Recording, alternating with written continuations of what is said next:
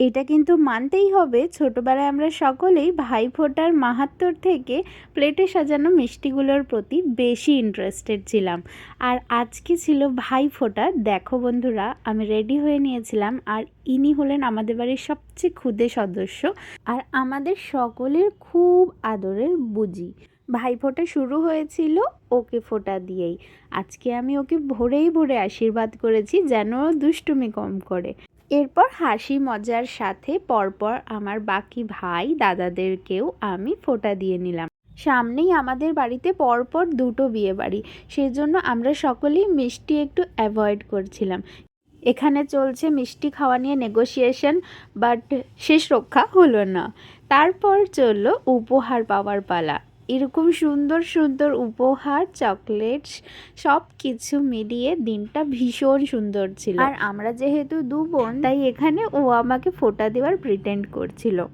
এরপর আমি আর বুবু বাকি সকলের সাথে রেডি হয়ে যাচ্ছিলাম লাঞ্চের জন্য। বাট এত কিছুর মধ্যেও কিন্তু সান প্রোটেকশান ভুলিনি।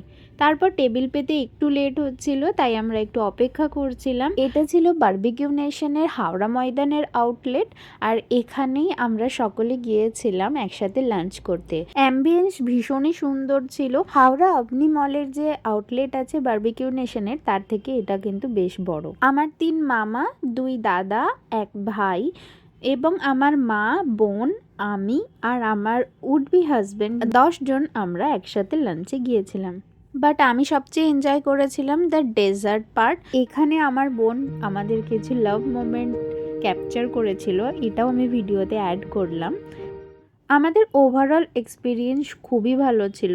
যেহেতু প্রতি বছরই আমার বোনের বার্থডের সময় বোনের এক্সাম চলে, তাই ও কখনোই বার্থডে সেলিব্রেট করতে পারে না।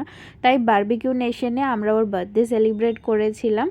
তবে এই আউটলেটে কিন্তু এর জন্য এক্সট্রা কিছু চার্জেস পে করতে হয়, সেটা খুবই সামান্য, বাট স্টিল এটা পেয়েবল। এইভাবেই হাসি মজায় পুরো দিনটা কাটলো।